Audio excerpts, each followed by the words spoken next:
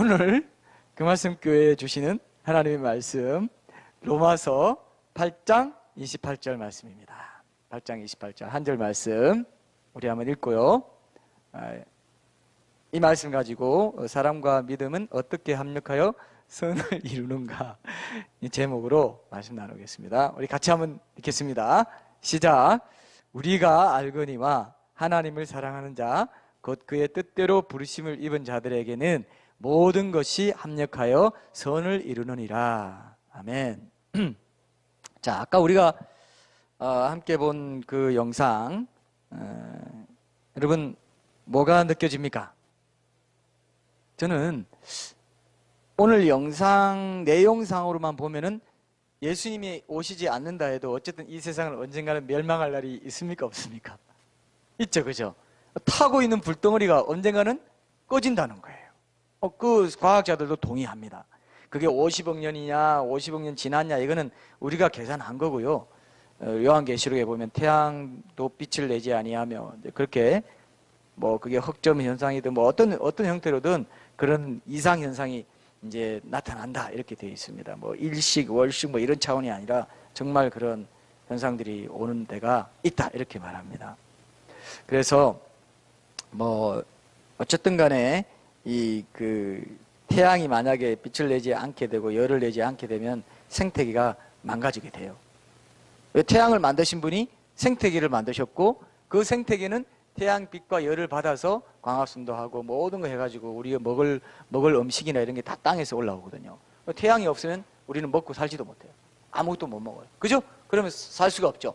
그럼 태양이 없어지면 과학자들이 뭔가 우리가 지구가 계속 지구상의 생명이 존재하기 위해서 우리가 계속 뭔가를 해야 됩니다. 어떻게 할까요? 아무리 궁리를 해도 이 생태계 자체를 바꾸든지 아니면 태양이 없어진다고 하면은 문제 해결할 수 있는 능력이 없다. 생명계의 틀과 구조 자체를 바꿔야 된다는 거죠.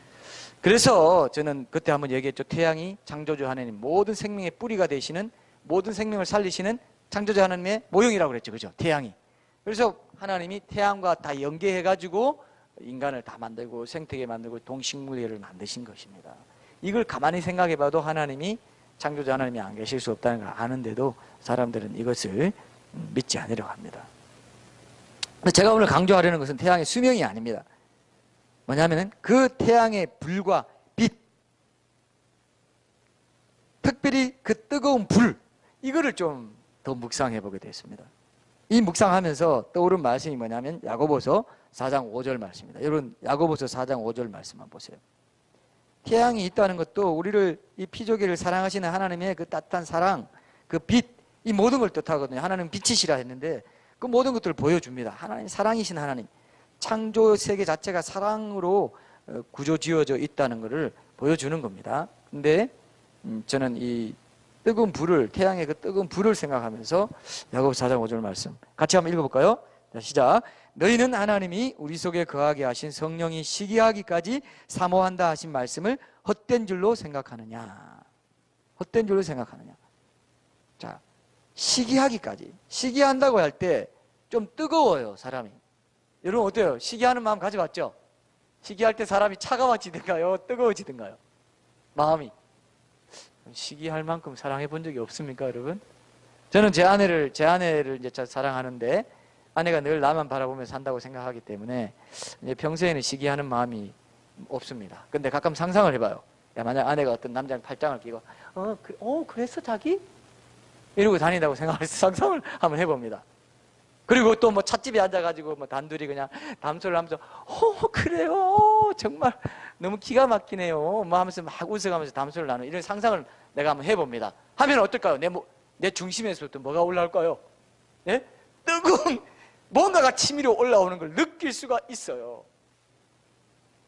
별로 공감 안 하시군요. 아직 결혼을 안 해보신 분들이 많기 때문에 올라와요. 그게 뜨거워요.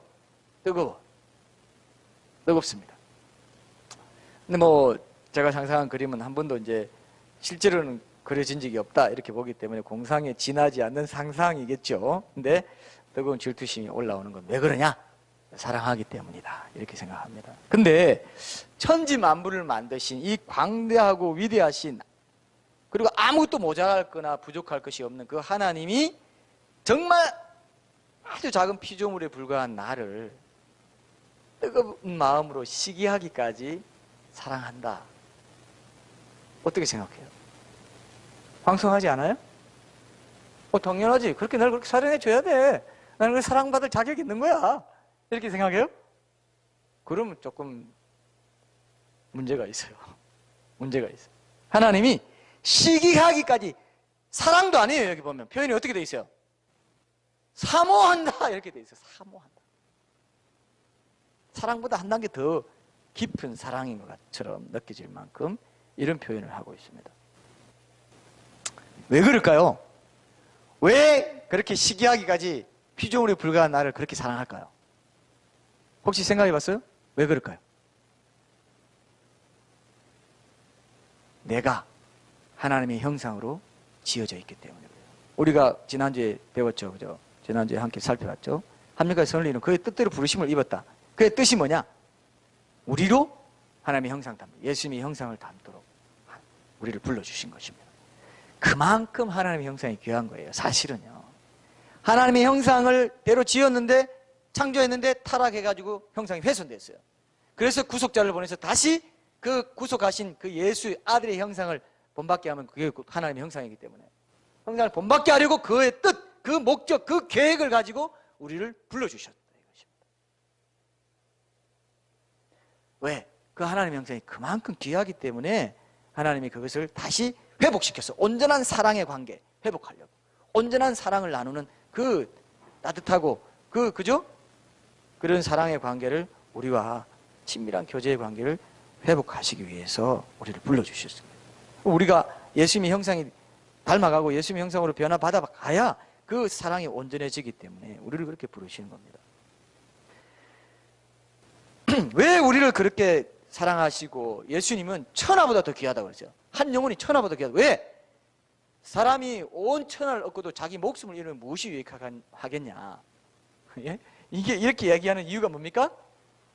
우리가 그만큼 귀한 영원한 하나님의 형상으로 지어졌기 때문에 그렇고, 또 영원한 하나님의 형상을 회복하지 못하고 영생을 얻지 못하고 영원히 하나님과 분리된 지옥에서 영원히 형벌 받는 삶으로 그렇게 내쫓기게 되면은 그건 영원히 고통받는 만큼의 무게로 안타깝다 이거예요. 예수님이 그런 마음을 표현하신 겁니다. 온 천하보다 귀하다. 왜? 그건 영원히 하나님이 영생을 얻는 천국에 갈 수 있었던 그 기회를 놓치고 영원히 지옥에서 형벌 받아야 되니까, 하나님의 형상이 훼손돼서 이제 제가 그때 그랬죠. 반생명이 뭐냐면은 이 세미가 아니고 생명에 반대되는 상태로 영원히 보내야 되니까 하나님이 너무 안타까워. 왜? 영원한 하나님의 형상을 가졌기 때문에 죽지는 않아요. 영원히 살 수밖에 없는데, 그것이 하나님과 천국에서 영원히 사랑의 관계로 영원히 살아야 될 그 기회를 놓쳐버리고 영원히 생명 없는 반생명의 상태로 하나님의 형상만 가지고 영원한 그 본질만 가지고 살아야 되는, 그게 너무 온 천하를 잃는 것보다 더 안타깝다 이 얘기예요. 너무도 귀한 생명이다 이 얘기입니다. 여러분, 부모가 돼 보니까 정말 자식이 나를 닮았다는 것만으로도 너무 사랑스럽고요. 저는 딸을 선물로 주셨다고 생각하는데, 딸을 보면서 어릴 때는 진짜 그 하나님 아버지 마음을 정말 실감했어요. 정말 웃는 것도 이쁘고 우는 것도 이쁘고 입술을 오물거리고 눈을 딱 찢게 뜨고 막 이런 것도 이쁘고요. 여러분 나중에 자식 낳아봐요. 뭘 해도 이쁩니다. 어릴 때는 진짜 부모가 돼봐야 이건 알 수 있는 그런 사랑이라고 생각하는데, 똑같이 말하고 자기가 낳은 자식이 자기가 똑같이 말하고 생각하고 사랑할 줄 알고 뭔가 표현할 줄 알고, 이 자체가 그렇게 하나님도 우리를 보실 때 내 형상을 지은 내 피조물 뭐 사랑하고 표현하고 안 되는데 나 스스로 생각하고 막 삐지기도 하고 막 이런 걸 보면서 너무 사랑스럽다. 내가 이렇게 만들었지. 나와 똑같은 내 분신으로 만들었지. 얘가 좀 정신 차리고 나한테 돌아왔으면 좋겠는데, 이 형상이 귀하다는 걸 알고 나랑 깊은 교제를, 사랑의 교제 그 맛을 좀 봤으면 좋겠는데 왜 엉뚱한 거 딴 거 쫓아가냐. 딴 거 하나님이 왜 시기하기까지 사랑하는지 제가 더 깊이 묵상해 보니까요, 이걸 알게 됐어요.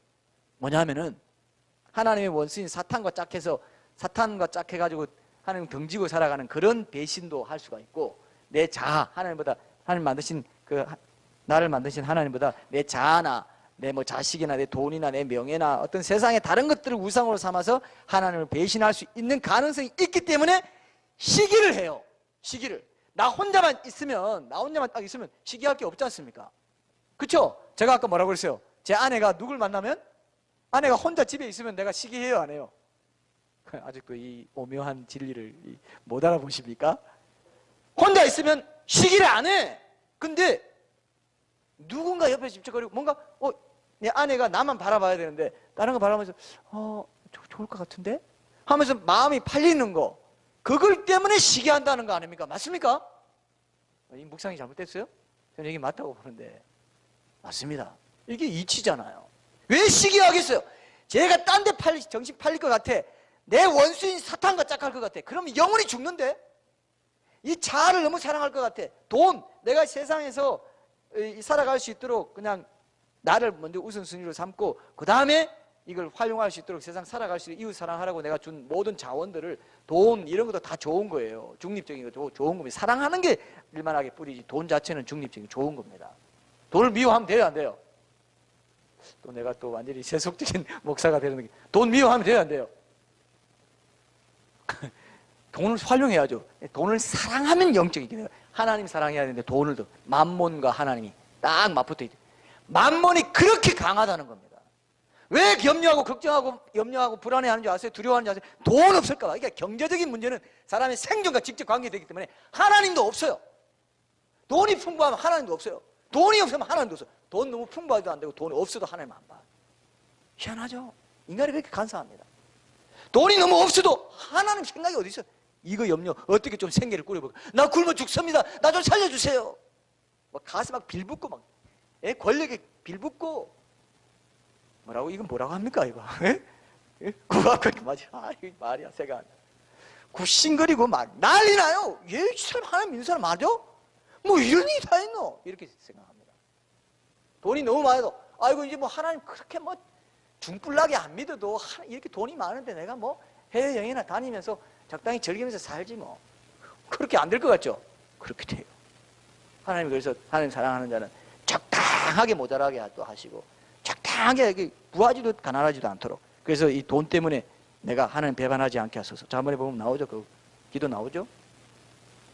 그것도 은혜입니다. 그것도 모동시합니까? 선을 이루고 그것도 하나님 형상 닮아가게 하려고 내게 주시는 그 어떻게 보면 사랑의 하나님 손길입니다. 시기하기까지 이게 엄청난 진리가 있습니다. 진짜 정말 시기합니다. 왜? 나를 이렇게 사랑하는 그 자체도 있지만 얘를 뺏길까봐 엉뚱한 데 내가 지금 영원히 내 짝으로 삼으려고, 사랑의 짝으로 삼으려고 내 형상으로 지었고 이건 영원히 없어지지 않는 거예요. 지옥에서든 천국에서든. 근데 만약에 없어진다? 영원히 지옥에서 너무 하나님이 피눈물 흘리시는 겁니다.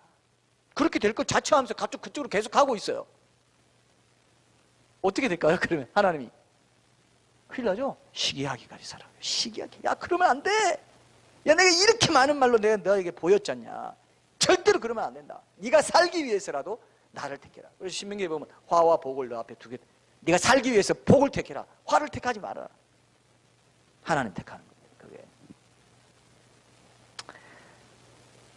그게. 그럼에도 불구하고 우리가 하나님 뜨거운 사랑을 잘 느끼지 못하죠, 그죠? 근데 내가 하나님 뜨겁게 사랑할 때 이제 그걸 실감나게 느낄 수 있습니다. 근데 하나님 사랑은 마치 태양처럼 언제나 변함없이 그 자리에서 나를 향해 뜨거운 그 불을 뿜어내고 있는 그런 사랑인 것 같아요. 내가 딱 보기만 하면, 제가 그때 그랬죠. 보기만 하면 나를 바로 정면으로 봐요, 안 봐요? 태양을 한 번도 보신 적이 없습니까? 태양을 여러분 오늘 가서 집에 가다가 뒤통수가 뜨끈하네? 뭐야 이거? 하고 딱 한번 보세요. 바로 그냥 불꽃 같은 눈으로 날 보고 있습니다. 난 너만 보고 있어. 이제까지 항상 봐왔다? 이제야 보냐? 이렇게 합니다. 오늘 꼭 집에 갈 때 태양을 1초만 보세요. 하여튼 5초 정도 봐도 눈이 막 앞에 안 보이고 막 이상합니다. 1초만 더 바로 보고 있습니다. 이글이글 불타오르면서 야 내가 항상 보고 있었다. 이제 보냐? 오늘 설교 한번 듣고 이제 보냐? 그렇게 할 거예요. 비웃는 거 아니죠? 다시 봐서 그래서 눈이 나빠지는 거 아닙니까? 자, 내가 안 쳐다볼 때도 태양은 늘 나를 바라보면서 빛을 비추고 따뜻하게 해주고 있어요.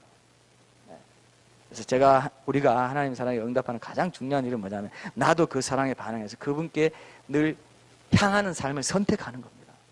그럴 때 그 태양의 빛과 열의 고마움을 느끼고 그 사랑을 실제로 누리며 살아갈 수 있어요. 또 그럴 때 우리가 그죠? 오늘 읽은 본문 말씀대로 모든 것이 합력하여 선을 이루신 역사가 내 삶 가운데 일어나게 돼요. 왜냐하면 나를 자기 형상, 하나님 형상대로 지으셨기 때문에. 그 형상이 사랑을 나누는, 따뜻한 사랑을 나누는 관계고, 그것이 회복되고 서로 마주보며 서로 따뜻한 사랑의 관계를 나누는 것이 되려면은 내가 하나님 형상을 회복해야 되는 거거든요. 그럴 때 온전한 사랑을 나눌 수 있게 돼요. 그래서 그런 부분을 여러분들이 좀 기억하십시오. 그것이 예수의 형상을 이렇게 빚어가시는 그 역사가 구원의 역사가 우리 각자의 신앙의 삶이에요. 그래서 오늘 제가 이제 지난 주일에는 우리가 함께 읽은 본문 말씀 중에서 모든 것이 합력하여 선을 이룬다. 이 말씀으로 이제 무슨 의미가 있는지 보고 우리가 모든 것이 함께 선을 이루는 데서 우리가 할 일은 뭐라고 했습니까? 첫 번째 일이 뭐라고 했어요? 벌써 잊어버렸어요? 첫 번째 일이 뭐예요? 믿는 거예요. 모든 것이 함께 선을 이루시는 하나님이신 것을 내가 믿는 것입니다. 그럼 두 번째, 세 번째 오늘 하고 결론을 맺을 텐데 두 번째는 뭐냐? 오늘 우리가 읽었던 겁니다. 오늘 우리가 읽었던 게 뭐죠? 우리가 겉으로 설정만 봐도 두 번째 우리가 해야 될 일은 뭐냐 하면은 모든 것이 합력하여 선을 이루느니라의 조건부로 뭐가 있냐 하면은 하나님을 사랑하는 자, 그의 뜻대로 부르심을 뭐라고요? 입은 자에게는입니다. 모든 사람, 아무나 그냥 하나님 모든 것이 합력하여 선을 이루어요. 아니면 하나님을 사랑하는 자, 곧 그의 뜻대로 부르심을 입은 자에게는 그 사람들에게만 그렇게 한다는 겁니까? 더 좁혀서 말하면 그 사람들에게 그렇게 한다는 겁니다. 그럼 우리가 해야 될 게 뭡니까? 하나님을 사랑하는 거예요. 자, 이 말씀은요, 하나님을 사랑하는 것은 하나님 입장에서 신자를 그의 뜻대로 부르심을 입은 자는 하나님 입장에서 신자를 정의한 것입니다. 그 앞에 하나님을 사랑하는 자는 뭡니까? 우리 입장에서 신자를 정의한 거예요. 우리가 할 일. 하나님이 뜻대로 부르심을 입은 자, 부르심을 입는 그 과정은 우리는 몰라요. 이건 신비의 영역에 쌓여 있는 거죠. 하나님이 하신 일이고 우리는 그걸 뭡니다. 우리는 그걸 느낄 수도 없어요. 그러나 우리가 지금 할 수 있고 우리가 느낄 수 있는 건 뭡니까? 하나님을 사랑하는 것으로 하나님의 부르심을 입은 자의 삶을 보여주는 거예요. 그게 증거입니다. 여러분 가운데 나 하나님 구원으로 날 불러주시는지 아직 잘 모르겠어 하는 사람은 뭘 보면 알 수 있다고요? 그럼 뭘 보면 알 수 있다는 겁니까? 오늘 본문 말씀이 하나님 뜻대로 부르심을 입었다는 그 증거가 뭐예요? 하나님을 사랑하는, 여러분 마음에 하나님을 사랑하는 마음이 있으면 하나님 구원받은 백성이라는 증거예요. 굉장히 중요한 증거입니다. 그래서 우리가 하나님을 사랑하는 것, 이것이 합력하여 선을 이루는 데서 우리가 해야 될 두 번째 일이다. 이것을 기억해야 돼요. 하나님을 사랑하는 것은요, 하나님 인격적으로 만난 적이 없는 자연인은 결코 가질 수 없는 마음이에요. 이게 단순한 것 같아도 성령님이 역사하시지 않으면 절대로 못 가지는 마음입니다. 진짜 이건 하늘에 속한 신령한 거예요. 이건 아무나 뭔가 절대로 가질 수가 없어요. 저는요, 개인적으로 이렇게 생각합니다. 하나님이 구원받은 백성들을 위해서 어떤 성령의 인을 친다고 한다면 그 성령의 인은 뭘까? 하나님 사랑하는 마음이 아닐까. 동의하십니까? 이게 인입니다. 하나님 이마에 꽁하고 십자 그려주나? 어떻게 하나? 그런 게 아니에요. 하나님을 사랑하는 마음을 가지게 됐다는 것은 하나님께 뭔가 아뢰고 하나님께 내서 이런 가지는 이 자연인은 절대로 안 가집니다. 가질 수가 없어요. 절대 하나님을 사랑하게 된 것을 가볍게 보시면 안 됩니다. 엄청난 자세예요. 천국에서 큰 자석을 지상에 들이대면은 새 조각이 있는 건 다 일어선다고 그랬죠. 제가 한번 얘기했죠. 그러면 다 일어서게 되는 그 새 조각이 일어선 새 조각이 뭐냐면 하나님 사랑하는 마음입니다. 이해되시죠? 거기에 있는 사람은 저기서 휴거될 때도 그렇게 될 거라고 저는 생각합니다. 그래서 여러분, 이 하나님 사랑하는 마음은요, 지옥에 가는 사람은 영원히 맛볼 수도 없고 단 한순간이라도 품을 수 없었던 겁니다. 품고 싶어도 품을 수 없는 게 하나님 사랑하는 마음이에요. 하나님 때문에 애타하고 하나님 때문에 죄송하고 죄 지으면 미안한 마음 있고 이거 어떡하지? 고민하고 이게 다 하나님 사랑하는 데서 나오는 거예요. 그게 있다는 건 살아있다는 겁니다. 살아있다는 거예요. 그게 필요하겠죠? 고민하고 막 회개해야 되는데 이거 죄송해서 어떡하나. 자연인은 절대로 그런 생각 안 가집니다. 그런 마음 있습니까? 죄송하고 회개하고 싶은 마음? 네, 오늘 딱 걸려서 우리 같이 좀 주고받으면서 우리 한번 해보십시다. 자, 아무리 갖고 싶어도 가질 수 없는 겁니다. 그래서 천국에 들어갈 수 있는 유일한 조건이 바로 이 마음이에요. 천국에서 이 미천 하나로 삼일째 하나님과 교제하면서 천상의 복을 영원히 누릴 수 있게 하는 썩지 않는 영생의 보배와도 같은 그런 거예요. 자, 하나님 사랑하는 마음 귀합니까? 안 귀합니까? 이거를 잘 간수해야 되는 거예요. 하나님을 사랑하는 자, 이게 제일 중요한 거예요. 이 사랑하는 이게 모든 것 달려 있습니다. 하나님 사랑, 이웃 사랑이 온 선지자와 율법의 대강령이다. 하나님 사랑, 이웃 사랑 두 가지다. 그밖에 없습니다. 사실은 하나님 사랑 기초에서 이웃 사랑이 또 이어지는 것입니다. 근데 이 문장에 보면은 중요한 사실 한 가지를 볼 수 있어요. 하나님께서 모든 뜻대로 이루어 주시지만 우리가 하나님 사랑하는 것으로 합력하여 반응하여 나아갈 때 끝까지 효력이 있게 되는 진리라는 것을 꼭 기억해야 돼요. 오늘 제가 그것도 같이 연결해서 말씀드릴게요. 하나님을 사랑하는 자로 사는 것이 얼마나 중요한지를 여러분도 오늘 발견하셔야 됩니다. 이 하나님 사랑한다는 것이 무엇일까를 이제 우리가 좀 알아야 이 뜻을 우리가 분명히 알고 적용할 수 있는데, 뭐 부모나 자녀나 친구 사랑하는 사람과 이 비슷한 그 연관성도 갖고 있습니다. 그러나 하나님을 사랑한다는 것은 보통 생각하는 것보다 훨씬 더 심오한 뭔가를 지니고 있는 것입니다. 이게 뭐냐면요, 여러분, 하나님을 사랑하는 것과 하나님을 믿는 것이 같은 거예요. 사실은 왜 그게 같은 걸 알 수 있느냐, 하나님을 사랑하는 것과 믿는 것의 세 가지 요소가 똑같아요. 하나님을 사랑한다는 거, 그게 뭐예요? 지정입니다. 지정이가 하나님의 형상이에요. 지성, 감정, 의지가 하나님의 형상입니다. 동물은 지성, 감정, 의지를 다 갖고 있지 않아요. 그저 그냥 본능적인 의지 정도 갖고 있고 생각하는 정도, 그죠? 각콘이라고 식물들도 그 정도 갖고 있지, 본능적인 어떤 거, 살고자 하고 자식 사랑하고 이 정도밖에 없지, 어떤 이성을 갖고 지성을 갖고 있어가지고 하나님이 이렇게 질서 있게 정교하게 만드셨구나 이런 걸 절대 모릅니다. 동식물은 절대 몰라요. 여러분, 꽃이 아무리 아름다워도 자기가 아름다운 거 알까요, 모를까요? 제가 그때 그랬죠. 고양이도 모른다고. 자기 이쁜 거 거울 보면서 이렇게 이쁘게 지어졌네? 절대로 그렇게 생각 안 합니다. 지성, 감정, 의지 하나님의 형상인데, 그 지성, 감정, 의지가 사랑하는 것과 믿는 것에 다 들어가 있어요. 반드시 어떤 사람 사랑한다 하면 그 사람 알아야 됩니다. 그 다음 정서로 친밀감을 느껴야 됩니다. 감정적으로. 그 다음 의지로 그의 말에 순종하고 그의 말에 합쳐가지고 뭐 합의하면 그대로 따른다든지, 집에서도 부부간에 무슨 합의를 하면 그대로 따른다든지, 의지적인 순종, 행함 반드시 따라. 이 세 가지 믿음도 똑같아요. 누군가 믿으려면 그 사람 알아야 되고, 그 다음에 감정적인 신뢰, 친밀감 이런 것들이 생기게 되고, 그 다음에 그 믿는 대상이 나한테 요구하는 것에 대해서 내가 순종하는 행함, 의지, 이런 게 반드시 사랑과 믿음이 똑같아요. 하나님 믿는 게 뭐냐? 하나님 사랑하는 거. 하나님 사랑하는 게 뭐냐? 하나님 믿는 겁니다. 이해되십니까? 신학적으로 굉장히 중요한 원칙이에요.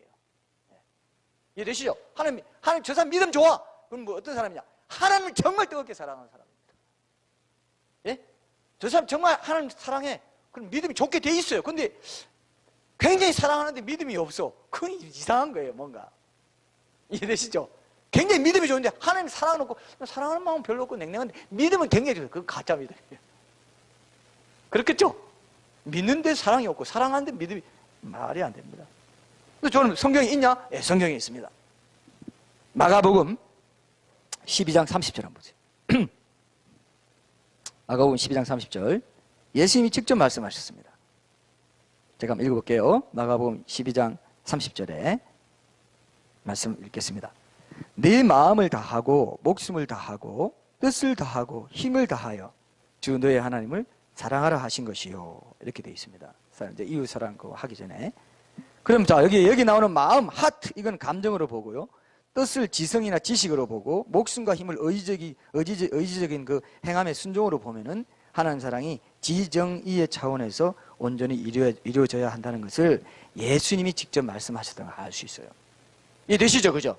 분명히 나옵니다. 이건 굉장히 중요한 거예요. 이거는 지정의의 사랑입니다. 지정의의 믿음입니다.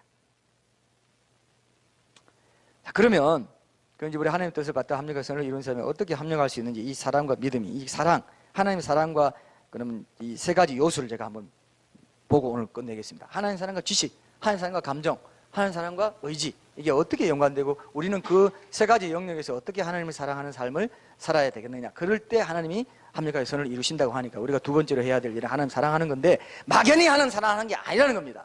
지식의 영역에서, 감정의 영역에서, 의지의 영역에서, 세 가지 영역에서 골고루 균형 잡힌 전인적인 믿음, 전인적인 사랑을 해야 된다는 거예요. 그게 우리 교회가 중시하는 거죠. 그런 부분이기도 하죠. 첫 번째로 우리가 하나님을 사랑하려면 하나님에 대한 지식이 있어야 돼요. 그래서 지식이 있어야 됩니다. 우리가 기독교 변정을 중시하는데 성경이나 역사를 통해 하나님 누구신지를 알아가는 지식을 얻는 데 중요한 역할을 한다고 생각해서 이제 기독교 변정을 우리가 활용하고 있습니다. 변정 전도로요. 누군가를 사랑하면 그에 대해서 알아야 되듯이 하나님도 마찬가지입니다. 이러한 지식이 하나님 인격적으로 신뢰하고 믿는 데도 아주 중요한 역할을 한다는 겁니다. 제가 지난 부활주일에 야외 예배 때 한번 뭐 강조했습니까? 그 사도 요한복음 3장에서는 사도 요한이 예수를 믿으면 영생을 얻는다고 그랬죠. 그런데 17장에서는 뭐라고 그랬어요? 영생은 아는 것이라고 했습니다. 영생은 곧 유일하신 참 하나님과 그가 보내신 자 예수 그리스도를 아는 것, 지식이라 이거예요. 지식, 아는 것. 이것도 믿음과 연결돼. 그런데 믿음과 아는 것, 믿는 것과 아는 것이 하나로 연결되어 있다는 걸 요한복음에서도 분명히 말하고 있습니다. 믿는 것과 아는 것, 그것이 또 사랑과 연결됩니다.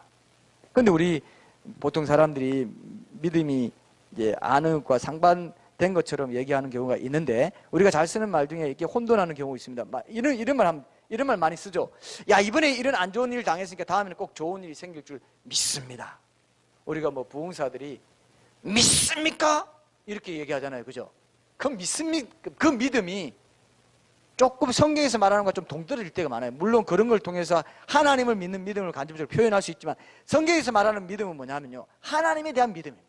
신실하신 하나님, 하나님이 인격적으로 신뢰하고, 하나님 내가 인격적으로 신뢰하고 그분께 대해서 내가 신실함을 표현하고 그분과 동행하는 것, 이런 믿음, 나와 함께 하시는 하나님을 인격적으로 의지하고 믿는다는 그 표현이 믿음으로 이렇게 나타나는 것과, 하나님이 주시는 것, 하나님이 이루어 주실 것, 이런 것을 소원하고 믿는 것에 좀 믿음의 참된 대상으로 볼 때 좀 차이가 날 수 있어요. 그래서 하나님이 이루어 주실 것을 믿는 것도 그건 믿음에 포함되죠. 그러나 많은 부분에 대해서 하나님을 그렇게 이루어 주시는 하나님을 믿기보다는 자기 확신, 어떤 아직은 알 수 없는 것들에 대해서 내가 그렇게 될 줄 믿습니다. 내가 공부를 안 하고 하나님의 뜻대로 평소에 살지도 않으면서, 하나님의 그 성품을 알고 신실한 성품에 맞게 나도 신실하게 살지 않으면서 공부도 안 하고도, 하나님 이번에 내가 좀 부족했지만 이번에 내가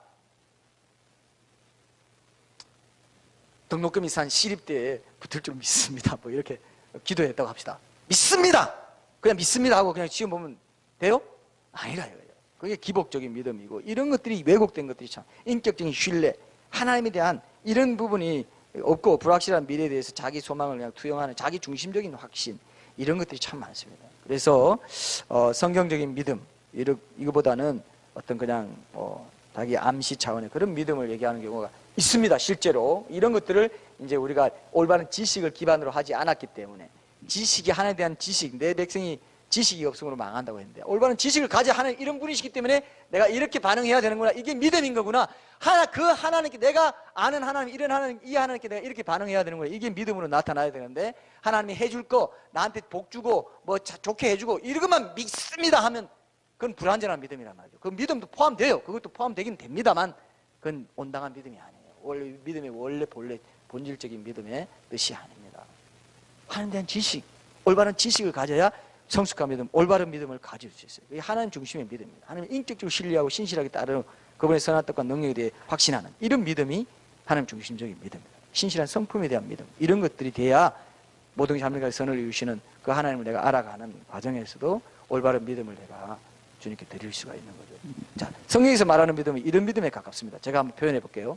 자, 난 내 아내를 믿어. 그동안 내가 쭉 겪어본 바로는 내 아내는 절대 그렇게 말하고 행동할 사람이 아니야. 이 믿음이 어떤 믿음입니까? 이 믿음이 뭐예요? 이 믿음이 하나님께 대한 믿음과 비슷하다 이거예요. 이해되시죠? 그죠? 하나님께 대해 내가 지식 체험했고 하나님 내가 아는데, 그러니까 우리 어머니가 나한테 그렇게 말했을 리가 없어. 내가 어머니를 잘 안다니까? 내가 우리 아빠 잘 알아. 내가 우리 딸 잘 알아. 이게 믿음하고 연결되어 있다는 거예요. 그리고 그럴 리가 없어. 난 내 딸을 믿어. 이 믿음이 성경적인 믿음에 가깝습니다. 그럼 그런 신실하신 하나님이 내 이런 상황 속에서 모든 일, 이런 어려운 상황 속에서도 이렇게 해 주실 것을 믿어! 이렇게 돼야 이제 믿음이 올바르게 자리를 잡는 것이라는 인격적인 신뢰. 이겁니다. 지식을 기반으로 한 인격적인 신뢰. 이렇게 믿음을 정의해 볼 수 있을 것 같아요. 이건 예수님 구원자로 영접할 때 갖게 된 믿음과는 좀 연관되지만 그 고백적인 차원에서 더 떠나서 지속적으로 하나님의 성품을 반영하면서 내 삶에 적용하고 하나님의 신실함을 적용하고 그렇게 성품을 반영해 나갈 때 필요한 믿음이라고 할 수 있죠. 그죠? 믿는 믿음 안에서 사는 것이라, 내가 죽고 그리스도가 내 안에서 사는 그런 걸 믿는 믿음, 그걸 믿는 믿음이 또 있다고 했잖아요. 믿음으로 믿음에 이른다고 했을 때 그런 믿음이라고 볼 수 있겠습니다. 우리가 신앙생활을 할 때 우리가 취해야 될 믿음입니다.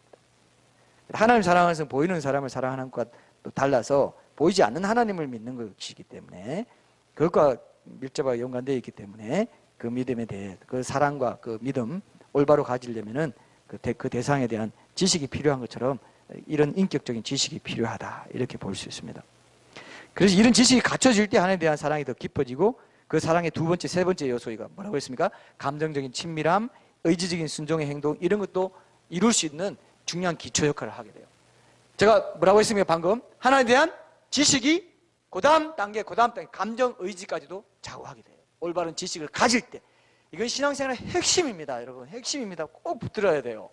우리가 복음의 시리즈 하고 난 뒤에 제2기 사역을 시작하는 마음으로 우리가 재출범하면서 하나님 이 말씀 주신 것은 이런 기본기를 확실히 하고 기본을 분명히 알고 이대로 너희 교회가 나가야 되겠다 이겁니다. 큐티를 하든지 앞으로 뭐 변증 설교하든지 강해 설교하든지 하여튼 어떤 식으로 훈련을 받든지 뭘 하든지 이게 다시 기초를 잘 놔봐. 이제 이게 분명히 내가 너희 교회에 이 말씀을 내가 준다. 이렇게 여러분 믿으십니까? 이런 믿음도 아까 우리가 말한 그 믿음 이전에 이건 또 하나님의 신실함을 믿는 믿음이기 때문에 연결된다고 생각합니다. 그래서 공동체 안에서 뭐 설교라든지 개인 묵상이라든지 그죠? 교제, 나눔, 양육, 교육, 훈련 이런 걸 통해서 하나님에 대한 올바른 지식을 성실하게 쌓아 나가야 되는 것이 두 번째 우리가 해야 될 일 중에 하나다. 지식의 부분에서. 그래서 우리가 그 모든 것이 하나님께서 선을 이루는 데서 내가 할 일 뭐냐? 첫 번째 하나님 그런 하나님이신 거, 모든 하나님께 선을 이루시는 하나님이신 거 믿는 거. 그러니까 그 믿음의 그 내용이 세 가지가 있는데 그 하나님 사랑하는 것에 또 연결되는 것이고 하나님 믿는 것은 하나님 사랑하는 것인데 그것의 첫 번째는 올바른 지식을 가져야 우리가 하나님을 올바로 사랑할 수 있고 온전히 믿을 수 있다. 올바로 믿을 수 있다. 두 번째는 하나님의 사랑하는 일에 또 중요한 게 있는데 감정의 영역에서 하나님과 친밀하게 교제를 나누는 것이에요. 이것도 굉장히 중요합니다. 이거 굉장히 중요해요. 제가 뭐 친밀함의 정도를 여러 가지로 측정할 수 있겠지만 여러분들에게 예를 하나 들어드릴게요. 친밀함을 어떻게 내가 하나님과 정말 친밀한가 이걸 알아볼 수 있는 리트머스 페이퍼가 있습니다. 여러 개 중에 하나입니다. 뭐 또 다르게도 볼 수 있겠지만 그분과 함께 하고 싶은지 생각해 봐요. 뭐 좋은 거 있으면 그분과 나누고 싶은지 뭔가 이렇게 그런 거 있죠? 그럼 뭐 어떤 사람은 뭐 그렇다고 하대요. 교회에 오면은 항상 함께하고 함께 동행하고 이게 이제 한 친밀한 건데 교회에 오면 그냥 군대나 교도소에 우리가 면회 가듯이 교회 와서 예배 드릴 때 하나님 면회 한번 하고 그 다음 자기 일상에 들어가서 마음대로 산다는 거예요. 면회 신앙이에요. 면회 신앙. 그런 사람 있을까요? 없을까요? 상당히 많죠. 그나마 작은 교회에서는 그렇게 하기 눈치 보여서 열심히 하는 척이라도 해야 되는데 막 큰 교회에서는 또 그럴 위험이 더 있죠. 물론 큰 교회가 또 가진 장점이 있어요. 그렇게 어중간하게 자기가 과도기를 보내야 될 사람들이 은신처로 하다가 좀 마음을 열게 되는 그런 과정도 있습니다. 저는 그 큰 교회의 기능이 있다고 봅니다. 그런 면에서는 뭐 또 좋지만 그런 또 필요하다고 하는 게 그런 시간을 두는 부분도 있습니다. 그러나 이제 그게 계속되면 안 되겠죠. 그렇게 계속되다가 결국 그냥 떨어져 나가는 경우도 많기 때문에 그런 것들은 큰 교회에서 구역 모임이든 소그룹이든 해서 훈련이 돼서 잘 이렇게 하는 게 저도 이제 목양사역 할 때 그런 걸 굉장히 중시했습니다. 뭐 이렇게 전화하고 계속 연결 안 된 사람 전화하고 이렇게 하는 게 그 영혼을 살리는 길이거든요. 그게 사랑입니다. 하나님 사랑이거든요. 자, 그래서 친밀함의 척도를 제가 여러분들이 한번 시험해 보라고 제가 말해주고 싶어요. 제가 미국에서 사역할 때 1년에 2번씩 교역자 수양회를 가졌는데요. 캘리포니아 전역에 걸쳐가지고 그 자연이 아름답고 조용하면서도 깊이 있게 이렇게 휴식을 취할 수 있는 그런 이제 곳을 찾아가지고 정말 그런 곳을 찾았어요. 찾아봐. 어디로 갈 건지 뭐 이렇게 명령을 하달받은 부교육자도 있었던 걸로 기억이 납니다. 그래서 우리가 찾아가지고 거기 가서 이제 1년에 2번씩 갔습니다. 그 잘 몰랐던 데를 가면은 제가 꼭 어떤 마음이 드느냐. 와, 여기 진짜 몰랐던 데 정말 좋네 하면서 딱 올라오는 마음이 뭐냐면요. 우리 가족이랑 같이 와봐야지. 나중에 우리 가족이랑 같이 와봐야지. 그리고 뭐 어디 누가 뭐 초대해가지고 뭐 못 먹어보던 음식을 이렇게 먹게 해주면은 제가 와, 이거 나중에 가족이랑 같이 먹으러 와야지. 그래서 일부러 적어놨어요. 이거 어디죠? 주소가 어디고? 이름이 뭐고? 명함 하나 주세요. 뭐 이런 식이 그렇게 해봤어요, 여러분? 그렇게 해본 적이 없는 사람은 좀 가족에 대한 아직 체질이 안 된 건지 모르겠지만 어쨌든 하나님과도 이런 마음이 있는지 여러분 한번 생각해봐요. 하나님과도 이런 마음이 있는지. 하나님과도 모든 면에서 내가 같이 하고 싶고 하나님 부담되니까 그냥 내 개인 기도할 때만 거기 계시고 내 일상생활 속에서 이제 따라오지 마세요. 아, 거기 계세요. 뭐 강단 거기 계세요. 교회 강단 거기 밑에 항상 계시잖아요. 거기 가부좌 틀고 앉아 계시 그 정도 앉아 계시고 제가 나가는 일상 속에 뭐 이게 직장이라든지 무슨 뭐 연구소 뭐 영업 비즈니스면 장사하는 곳 식당에서 일하는 곳 또 사람과 만나고 이런데 그냥 따라오지 마세요. 아, 거추장스럽게 왜 자꾸 눈치도 없으시네 진짜. 이렇게 하면 그렇게 한다 이거예요. 그렇게 하면 하나님 친밀하게 사랑하는 것 아니다? 아니다 이거예요. 아니다 진짜. 이런 것들을 여러분들이 한번 잘 돌아보십시오. 한번 돌아보면 자연스러운 친밀함의 감정이 어떤 건지 하나님께 어떤 친밀함을 갖고 있는지 알 수 있어요. 마음 없이 뭔가를 한다 이렇게 말할 때 이 거리낌 없는 감정 상태가 이게 마음인데 마음 없이 뭔가 하는 하나님이 우리가 마음이 없다 아까 마음을 다하라고 했는데 이 감정의 영역 이 친밀함의 영역이요 하나님이요 의외로 굉장히 귀하게 보시더라고요. 저는 그걸 깨달았습니다. 그리고 여러분들이 마음으로 감정으로 하는 것 친하지 않으면 하나님에 대한 지식을 올바로 갖는 면에서나 하나님 말씀에 순종하는 면에서 이 어떤 고리가 끊어진 거나 마찬가지예요. 많은 사람들이 제가 이게 그동안 경험해온 바에 의하면은 하나님을 아는 단계에 거친 사람들 많고 그냥 지식만 많이 넣어요. 설교 듣고 뭐 배우고 훈련 받을 때도 지식으로 다 넣어. 그 알미 머리가 가슴으로 내려가려면 기도를 통해서 어떤 하나님과 친밀한 교제를 통해서 하나님과의 대화하고 이런 걸 통해서 눈물도 흘리면서 찬양도 하면서 이런 예배를 통해서 이 가슴으로 내려와야 그다음 손발로 이어지는데 여러분 자 제가 이 손발이 있습니다. 손발이 있죠? 손발이 있는데 머리와 손발 가까워요? 안 가까워요? 그렇게 가깝다고 말하시면 지금 이 분위기 안 맞지 않습니까? 지금 방금 제가 무슨 얘기를 하고 이해를 들어요. 머리와 손발 가까워요? 안 가까워요? 굉장히 멀어요. 근데 머리에서 가슴에서 심장에서 손으로 뻗쳐나가면 어때요? 이때는 정답 뭔지 아시겠죠? 이게 가까운 거거든요. 머리에서 바로 손발로 하니까 너무 안 되는 겁니다. 근데 머리 가진 거를 기도와 이런 하나님과 친밀한 거 하나님 사랑해요. 내가 하나님밖에 없습니다. 하나님 나 너무 좋아요. 하나님 나 하나님 없이 못 사는 거 알죠? 이렇게 막 고백하면서 하나님 그럼 친밀해지면서 막 하나님이 마음이 너무 기뻐요. 하나님 정말 그런 거 하나님이요. 그걸 얼마나 좋아하시는지 몰라요. 희한하죠? 나 아무것도 아닌 피조물인데 하나님이 그래 네가 네 마음을 내게 주는 거래. 내 아들 네 마음을 내게 달라 그러죠. 네 마음. 네가 지금 좋아하고 이 기호 따라 취향 따라 좋아하는 거 이 세상에 그렇게 많은데 그 중에 하나로 나를 생각하니 나는 그거 원치 않아. 그건 우상이고 나 우상 중에 하나가 되고 싶지도 않아. 내 전부 네 마음 전부를 내게 다오. 전심으로 나를 찾고 찾는 자를 내가 만나리라는 게 그런 겁니다. 근데 우리는 항상 전심은 아니에요. 온심은 아닙니다. 반심, 일심, 일심으로서 이건 아니네요. 그건 아니고 어쨌든 하나 반쪽 마음. 맞아, 뭐 여러 가지 중에 하나. 그러니까 아무리 설교를 듣고 묵상을 해도 순종이 안 된다니까요. 제 말 이해되시죠? 지정의의 믿음, 지정의의 사랑을 얘기하고 있지 않습니까? 감정이 그래서 굉장히 중요한 고리 역할. 감정을 쓰면 딴 것도 다 힘을 발휘하지 못해요. 정말 뭐 선교사역하고 열심히 뛰는 사람 보면요, 지식은 많고 경험도 많고 한데, 그리고 선교사역도 엄청나게 업적도 많이 벌었어요. 딱 보면 냉랭해요. 하나님 사랑, 눈물도 있고 막 한 말은 막 울컥해가지고, 예, 그래서 하나님께서 저를 정말 이렇게 사랑해 주시고 해서 제 마음이 정말 늘 하나님께 가까이 있습니다. 하면서 무슨 선교사역도 하고 뭐 신학적인 지식도 말하면 나는 인정이 돼요. 정말 저 사람 하나님 사랑하는 거야.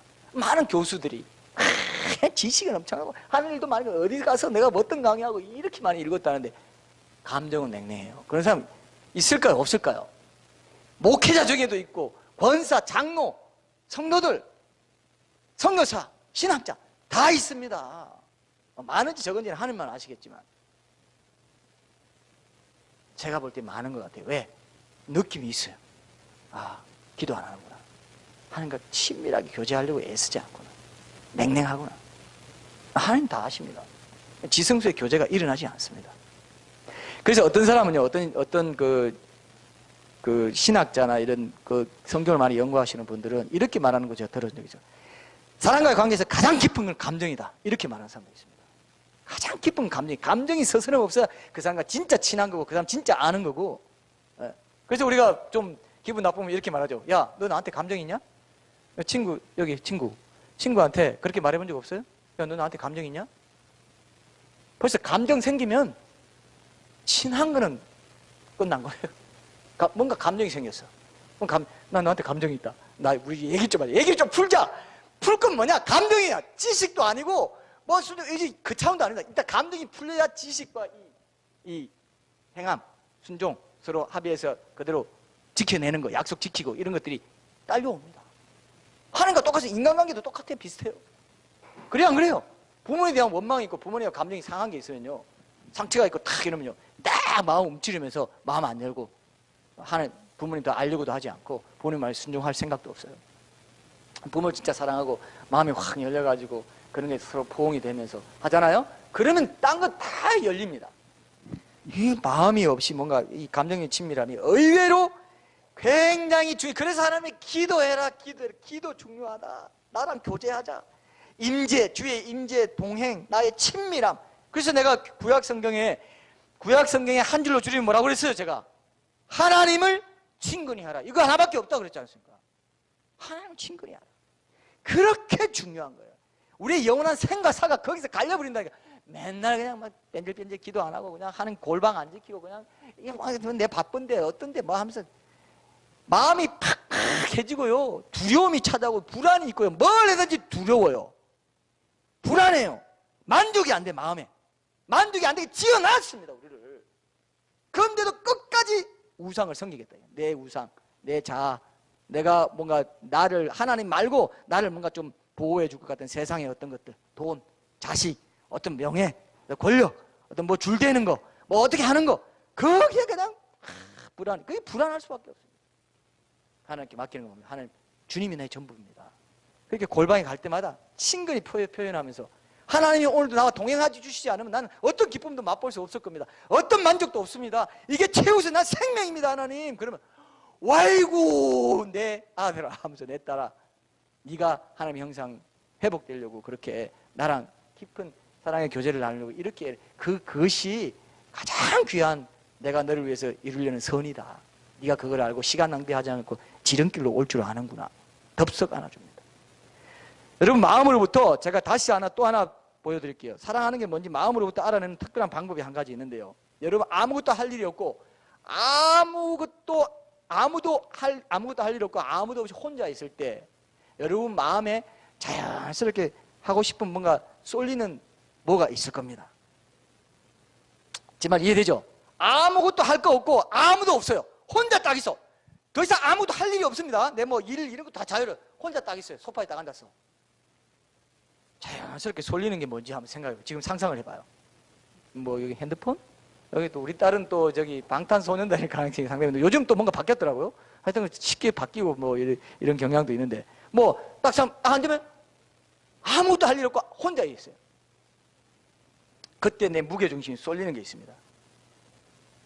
그게 뭐 청년들은 진로, 뭐 자식이라든지 돈이라든지 또는 뭐 돈을 좀 어떻게 하면 돈을 좀 더 벌까, 좀 더 사람들 널리 알려지는 뭐 명예를 얻을까. 틈만 나면 또 이런 사람이 있어요. 육신적인 즐거움과 오락을 위해서 틈만 나면 뭔가 TV나 영화를 좀 본다든지 게임을 한다든지 뭐 야동을 보고 싶다든지 뭐 이런 사람도 있었어요. 이도 저도 아니면 그냥 아이고 잠이나 자야지.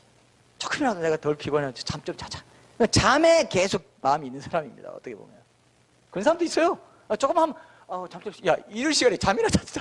잠이나 자자. 없을 것 같죠? 있습니다.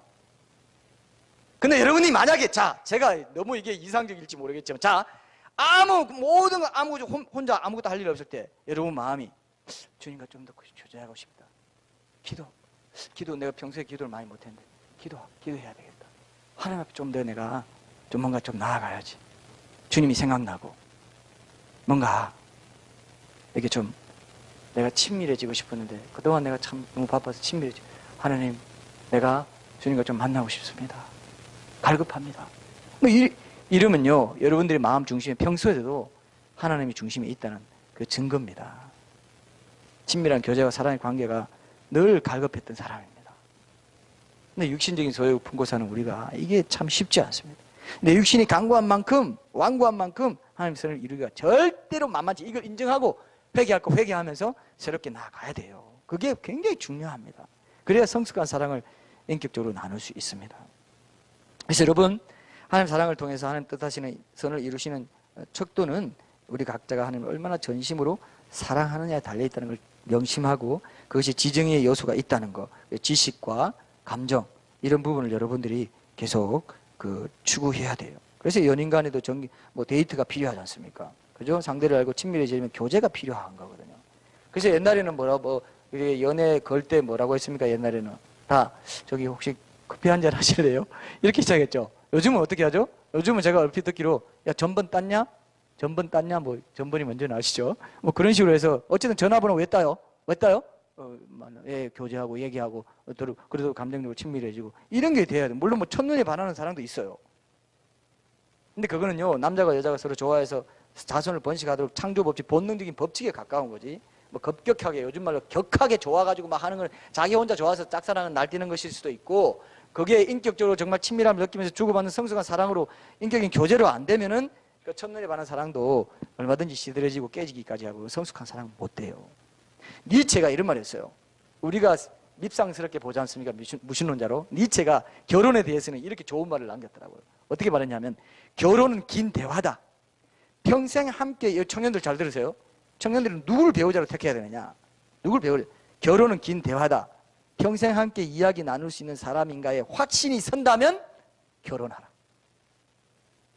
여러분, 결혼은 긴 대화. 근데 제가 이 말씀도 묵상해 봤어요.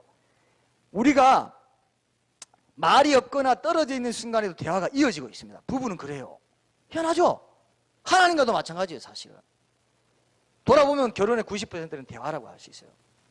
부부의 대화 지수가 친밀감 지수라고 할 수 있는데, 하나님과도 똑같습니다. 하나님 그렇게 지어놨어요. 우리를 하나님 형상으로 지었고, 사랑의 관계나 이런 거 보면은 하나님과 내 사랑의 관계를 다 유추할 수 있도록 하나님이 다 심어놨어요. 인간과는 그렇게 하면서 왜 하나님과는 친밀하게 교제할 생각을 안 하냐 이거예요. 기도가 하나님과의 대화라고 하면서.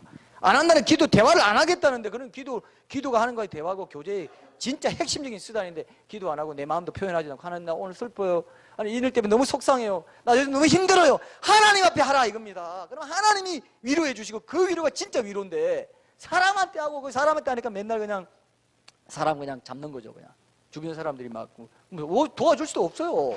하나님이 해주시면 내 영혼에 진짜 만족이 위로가 오면서, 그렇지 이게 별거 아니었는데 하나님이 나와 함께 내 마음 만져주시면 나는 이길 수 있는 건데, 내가 괜히 걱정이 나면서 두려움이 사라진다니까요. 불안이 없어지고요, 그냥 염려가 없어져요. 이거 믿습니까? 안 믿습니까? 이걸 믿어야 돼요. 이게 기도의 능력입니다. 이게 그래서 기도하는 사람의 믿음이 좋아지는 거예요. 하나님 사랑을 뜨겁게 사랑하게 되는 겁니다. 그래서 기도가 중요하다는 겁니다.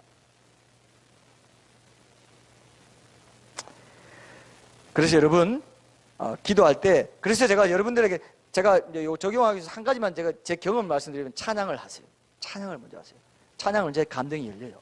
그리고 찬양은 하나님을 칭찬해 드리는 것이고, 감사에 올려 드리는 것이고, 하나님 마음을 풀어 드리는 거고, 하나님을 기쁘시게 해 드리는 거예요. 찬양하는구나. 그리고 하나님 마음이 풀리고 내 마음도 풀리면서 내 어떤 부족한 것도 이렇게 내가 좋아하는 찬양, 내가 부르면, 내가 들으면 늘 은혜가 되는 그런 것들을 갖고 기도의 불을 붙이는 거예요. 찬양의 불을 붙이려면 찬양의 불이 붙어야 기도의 불이 붙는다. 저는 이렇게 생각하는데, 특별히 감동을 주는 찬양을 불러보세요. 그러면 마음이 열리면서 하나님이요, 여러분 찬양만 하고 난 이 기도 끝나도 좋습니다 하고 기도해야 되는데, 늘 기도하는 게 바빠요. 자기 사정이 우선이기 때문에 기도하면 난 리스트 쫙 해가지고, 그러니까 기도를 백날 해도 그냥 찬바람이 쌩쌩 분다 하잖아요. 어떤 권사님 새벽기도 열심히 하는데 가보면 인간적인 것도 하나도 없고, 하나님 사랑하는 것도 안 느껴지고, 날 사랑하는 것도 안 느껴지고, 그럼 기도만 리스트만 해도, 하나님 그 리스트 알아요 몰라요? 하나님 리스트 알까요 모를까요? 기도의 첫 번째는 뭐라고요? 하나님과의 교제입니다. 친밀한 교제. 내 마음을 아뢰고 내 힘든 거 아뢰고, 하나님, 그러나 하나님이 있어서 좋아요. 그러나 하나님이 있어서 난 힘이 납니다. 오늘도 함께 동행해 주세요. 주님이 전부입니다. 주님 난 너무 좋습니다. 주님 없이 난 못 살아요. 이건데 하나님, 야 다 안다 이 리스트. 네 마음을 내게 좀 다오. 네 마음을 열어. 날 찬양하고 나와 깊은 교제 감사하고, 이런 것을, 그런 찬양 감사, 그 다음에 그죠? 회개, 중보기도, 간구, 개인 간구, 이렇게 감회 중간으로 외우듯이 그것만 지켜도 기도는 알차게 할 수 있고, 기도 기분만 지켜도 풍성하게 할 수 있는데, 사탄이 맨날 그냥 어그러뜨리는 거예요. 기도하면 큰일 나니까. 어그러뜨려가지고 기도할 거 없는데 뭘 하나, 뭐 5분 지나면 할 말이 없고 막. 그래 기도가 제일 중요하다고 하니까 다 뽀사놓는 거죠. 자, 경상도 말로. 예? 뭐라고요? 뽀사버려. 뽀사. 기도 못하게 하고, 기도 시간 못 내게 하고, 기도 시간 내서 딱 하면, 이거 봐라. 야, 기도 못해. 야, 기도 엉뚱하게 해. 기도 뭐 맨날 리스트 그거 하고, 얘 마음은 전혀 기도의 중심에 닿지 못하게, 기도의 줄 못 잡게 해. 기도의 길을 열리지 못하게 해. 딱 기도의 길을 막고, 야, 사탄 그 부하들이, 졸개들이 창 들고 기도의 길을 딱 막고 있어. 기도 시간 지키는 건 내가 그래도 이번에는 졌네. 기도의 길을 내가 막고 있으마. 그림 그려져요? 그럴 때 내가 찬양하고, 하나님, 내 기도 다 아시죠? 맨날 하는 거 다 떨쳐입니다. 나 하나님 마음이 통해야 돼요. 마음 감정이 통해야 되겠습니다. 나 찬양합니다. 찬양하고 오늘 끝내요. 30분, 1시간 찬양하고 끝내요. 내가 좋아하는 찬양, 내가 감사하고 내가 부르면 기름 부으심이 금방 임하는 찬양을 부르는 거죠. 그게 찬양이 곡조 있는 기도라고 했죠? 맞습니까, 여러분? 그걸 하세요. 사탄이 못하게 해야지. 얘 맨날 뭐 뻔해. 기도 레파토리 뻔해. 그거 빨리 쫙 외우고 빨리 가. 기도에 아무런 기쁨 하는 거 통했다는 그 마음의 어떤 친밀함, 어떤 하나님 내 마음 받아주시고 내 눈물 받아주시고 이런 것도 없이 그냥 건조하게 하니까 기도가 하기 싫어. 그래서 점점 기도 안 하는 거예요. 사람들이 그 기도를 이게 뭐 러시아어가 나오네요. 그래서 기도 안 하는 거예요. 기도에 기쁨이 없고 아무 곡이 없으니까. 찬양부터 하세요. 불을 붙이십시오. 감정을 열으세요. 지성소에 들어가게 됩니다. 그렇게 여러분들이 감정의 영역을 건드려주는 그런 부분을 하면서 예배할 마음을 가지고 기도해야 되는데, 예배할 마음이 없으니까 기도할 마음도 없는 거예요. 찬양으로 예배를, 우리가 예배 드릴 때 찬양으로 마음을 열지 않습니까? 기도도 똑같아요. 기도는 예배입니다. 기도는 요청하고 그냥 요구하고 이 정도로 끝나는 게 아니에요. 먼저 예배가 그게 거의 반 이상이 먹고 들어가야 그 다음 중보기도 강구는 그냥 자연스럽게 돼버려요. 그냥 열려버려요. 그리고 다 하지도 않습니다. 그때 감동 주시는 그것만 해도 돼요. 날마다 또 다르게 할 수도 있고 중보. 그죠? 근데 그 리스트를 다 알아야 되거든요. 어떤 사람은요 1시간 기도하는데 매일 내가 어떤 사람은 전화로 들었어요. 누가 방송으로 들었어요. 저는 1시간 딱 새벽 기도하는데요 항상 같은 걸로 쫙 아래만 1시간 다 돌아가요. 그러고 오죠. 내가 그거 들으면서 정말 그게 기도 맞아? 하나님 그거 몰라요? 다 알고 있다. 구하기 전에 너희가 필요한 걸 다 아시느니라 그랬는데도 중언부언으로 계속 기도. 물론 우리가 구해야 될 것은 계속 끈질기게 기도하는 건 맞습니다. 그러나 그걸 감동을 가지고 하는 게 친밀한 교제 속에서 지성소에 들어가서 그걸 해야 되는데, 성전 떨어서 집에 빨리 가야 되는데 10분 동안 더 간구하고 백날 해봐요. 기도 하나도 재미없어요. 깊어지지도 않습니다. 제발 이제 그 생활 청산해요. 그건 국민학생이 하는 기도입니다. 초등학생. 내가 참 한국 국민이 하는 기도입니다. 한국 국민이 아니고 뭐예요 이거? 자, 그렇게 되면 여러분 일상에서 두려움이 사라지고요. 진짜 기도한 사람, 친밀감을 누린 사람은 불안하지 않고요. 두려움이 사라지고 상황이 좀 모자라고 뭐 없어 보여도 두려움이 없어져 버렸어요. 내 마음에 뭔가 굵직하게 들어와서 웃음이 나와요. 기쁨이 넘치게 됩니다. 내가 좀 이상한 사람처럼 보입니까? 아닙니다. 여러분. 믿음의 비밀을 발견한 사람, 하나님이 어떤 분인지 알게 된 거예요. 하나님 날 사랑하시는 분, 친밀한 감정을 나눴기 때문에 나는 하나님 사랑하는 존재, 하나님의 이쁨을 받는 존재, 나에 대한 자존감이 회복되는 것입니다. 세상이 어떻게 봐도 아무 상관없습니다. 그게 진짜 믿음을 가진 하나님 사랑하는 자입니다. 그때 하나님을 사랑하는 자, 곧 그의 뜻대로 부르심을 입은 자에게는 모든 것이 합력하여 선을 이루신다. 그 말이 역사하는 거예요. 믿습니까 이거? 역사하는 거예요. 그걸 체험하게 되는 겁니다. 마지막으로 이거 결론 맺겠습니다. 세 번째로 하나님 사랑하는 중요한 요소가 지정의 중에 의지적인 행함이죠. 그죠? 순종이죠. 순종입니다, 여러분. 알매 단계에 머무는 사람, 감정인 친밀함까지 갔어요. 기도하고 참여. 근데 거기까지 머물고 맨날 하나님 사랑합니다 눈물만 흘리고 행함이 없고 순종이 없는 사람이 또 있을까요, 없을까요? 있다니까. 희한하게 그렇게 되면 그 순종으로 연결되어 있는데 그것까지 안 나가는 것입니다. 의지적으로 안 나가는 거예요. 그럼 못 사용하는 것입니다. 그 감정이 굉장히 중요하고 거기까지 갔으면 할 수 있는데도 불구하고 그게 습관이 안 된다거나 한번 뭐 순종한 경험이 없다거나 말씀을 체험한 경험이 없다, 이렇게 되면 그렇게 될 수가 있습니다. 그래서 요한복음 14장 21절 한번 보세요. 21절 24절 읽고 이제 좀 결론을 맺겠습니다. 요한복음 14장 21절부터 24절 제가 읽을게요. 나의 계명을 지키는 자라야 나를 사랑하는 자니 나를 사랑하는 자는 내 아버지께 사랑을 받을 것이요 나도 그를 사랑하여 그에게 나를 나타내리라. 가룟 아닌 유다가 이르되 주여 어찌하여 자기를 우리에게는 나타내시고 세상에는 아니하리 하시나이까. 예수께서 대답하여 이르시되 사람이 나를 사랑하면 내 말을 지키리니 내 아버지께서 그를 사랑하실 것이요 우리가 그에게 가서 거처를 그와 함께 하리라. 나를 사랑하지 아니하는 자는 내 말을 지키지 아니하나니 너희가 듣는 말은 내 말이 아니요 나를 보내신 아버지의 말씀이니라. 하나님을 사랑하고 믿는 신자라고 해서 다 같은 신자가 아니에요, 여러분. 그죠? 이 말씀을 통해 알 수 있죠? 나를 사랑하면 내가 그에게 나를 나타내리라고 그러죠. 나를 더 보여주겠다, 나를 계시해 주겠다, 나를 더 깊이 알 수 있도록 나를 드러내 주겠다. 이 큰 행복이 아닙니까? 엄청난 행복이죠. 그러니까 이 순종하는, 그래서 켈빈이 이런 말을 했어요. 하나님 아는 참된 지식은 순종을 통해서 온다고. 지 정까지 가고 의지까지 행함까지 안 가버리니까 하나님을 모르고 하나님이 기뻐하심을 받을 수가 없고, 삼위일체 하나님이 와서 거처를 그와 함께 하리라. 물론 우리가 믿을 때 예수님, 하나님이 우리 안에 들어오시죠. 예수님이 성령님 통해서 우리 안에 들어오신 거 맞지만은 이 차원이 다른 거예요. 이 거주는 다른 거예요. 너희가 내 안에 거하고 내가 너희 안에 거하면, 내 말이 너희 안에 거하면 할 때 그 순종하는 그 상태를 말하는 거예요. 내 말이 너희 안에 거한다는 거 굉장히 중요합니다. 하나님 말씀대로 계속 살아가는, 계속해서 지속적으로 사는 모습입니다. 이런 것들이 없으면은 하나님 아무리 오랫동안 믿어오고 교회를 아무리 오랫동안 다니고 뭐 모태신앙에다가 뭐 4대 집안 아무 소용없습니다.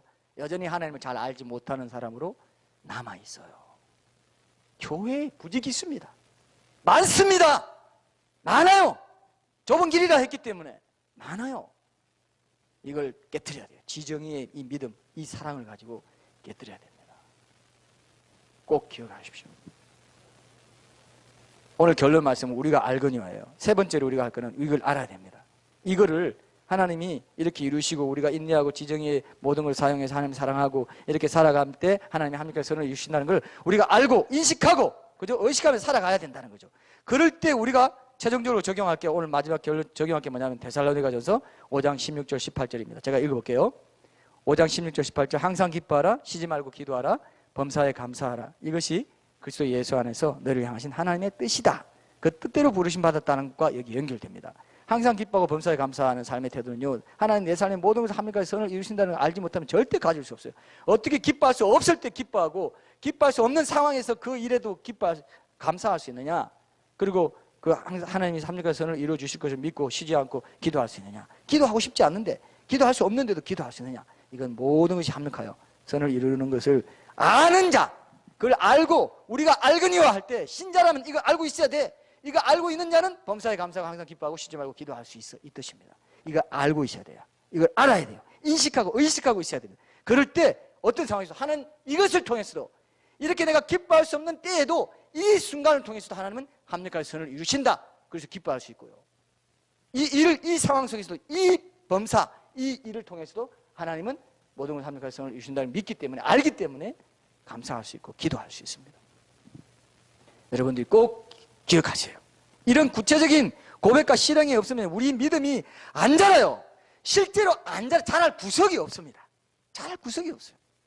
믿음은 막연한 게 아닙니다. 끊임없이 매 순간 이렇게 기뻐하고 기도하고 감사하기를 구체적으로 선택하는, 거기서 믿음이 자라게 돼 있는데, 그렇게 안 해버리니까, 그렇게 순종하지 않으니 그게 순종입니다. 순종의 적용은 이거예요. 실제로 이 삶에서 기뻐하고 기도하고 감사하니 그게 순종입니다. 그게 순종까지 안 나가겠다는 거예요. 맨날 묵상하고 기도도 하고 하는데 기뻐하고 감사하고 기도하는 삶으로 동행하고 하는 게 의지하는 삶으로 안 나가니까 이게 믿음이 안 자라는 겁니다. 그러한 삶의 연속이 믿음의 삶인데, 그럴 때라야 모든 합리까지 선으시고 하나님은 매 순간 더 풍성히 누리고 경험하게 되는데, 예? 우리 믿음이 구체적으로 성장해가는 걸 체감할 수 있는데 그렇게 안 합니다. 그러면 내 경험과 내 논리적인 생각이 항상 하나님의 약속의 말씀보다 늘 앞서버리고 말기 때문에 믿음이 안 자라요. 내 생각이 딱 막혀가지고, 내 혼적인 생각이 딱 막혀가지고 더 이상 영적인 생각으로 갈 수가 없습니다.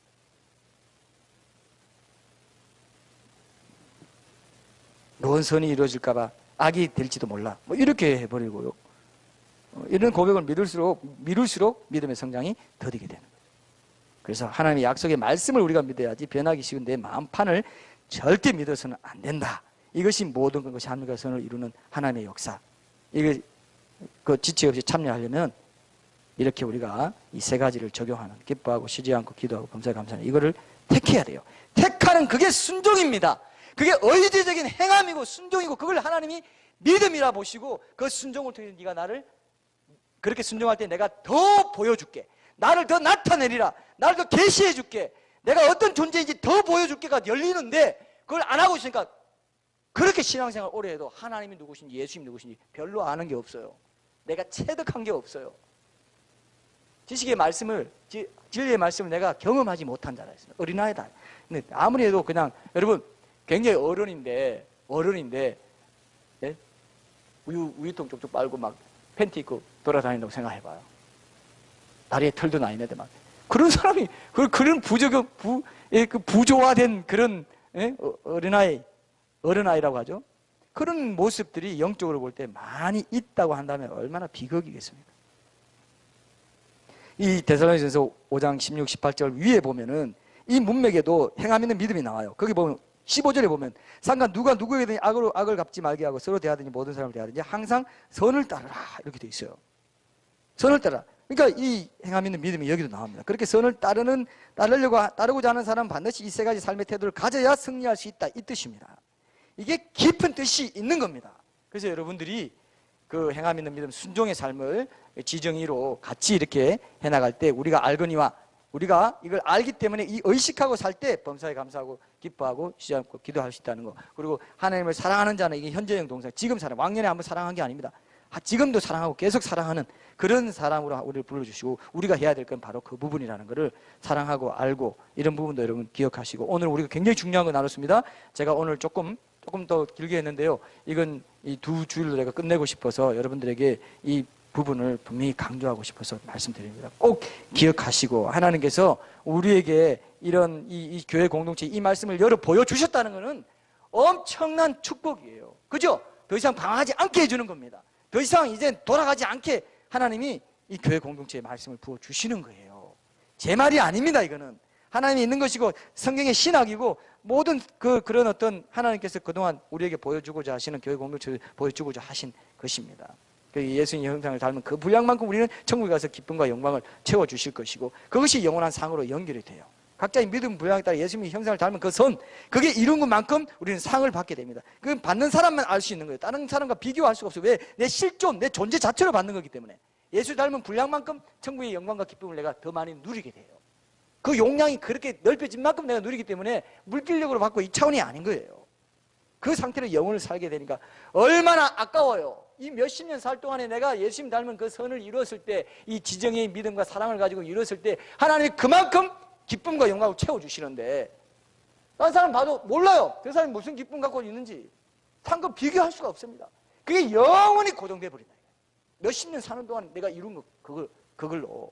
그러니까 얼마나 귀한 기회입니까? 제가 다음 주부터는 당분간 1호 큐티를 하면서 이런 부분을 우리가 더 말씀에 순종하고 적용하는 삶을 함께 나누게 될 텐데, 하나님께서 이런 부분에서 우리를 전인적이고도 총체적인 믿음의 사람들로 빚어가시려고 한다는 걸 기억하시고, 하나님 앞에 더 엎드리고 이 성숙한 사랑과 믿음을 정말 체험하고 자라가는, 그 믿음 가운데 자라가는 우리 성도들이 다 됐으면 좋겠습니다. 우리 한번 결단에 찬양하고 기도하겠습니다.